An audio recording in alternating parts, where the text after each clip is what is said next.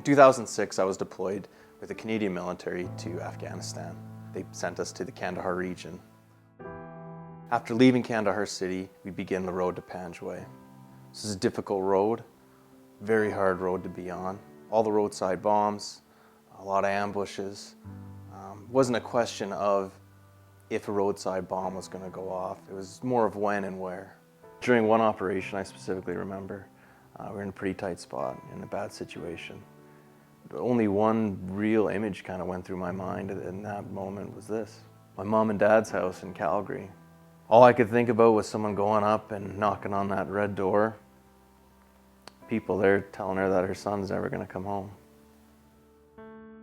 Before getting into the safety aspect in the oil and gas industry, I was in law enforcement for almost 15 years. The biggest thing that when Josh showed me that picture of his house and what went through his mind about the person doing the door knock on his home, I know what it's like to do those door knocks. I still vividly remember my first notification.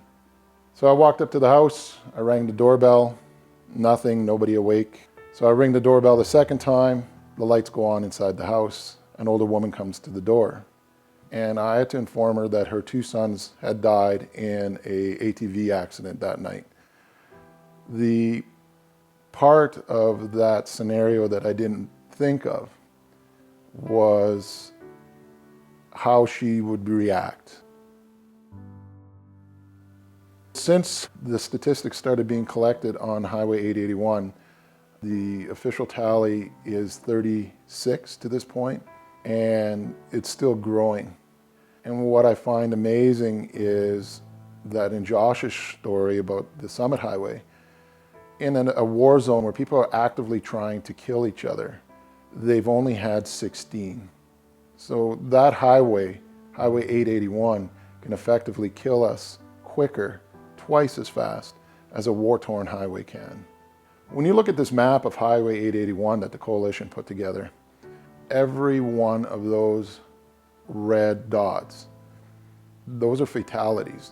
Those aren't serious injuries, those aren't motor vehicle accidents, those are fatalities. Each one of those was at least one door knock, one blanket covering a body. Each one of those writings there represents a father, a son, a daughter, a mother, and the entire group of people that's affected by it. We all know what needs to be done on those highways. We're not doing this to tell you what you already know. We just want to bring some education to people how far-reaching the ramifications of an incident on that highway is.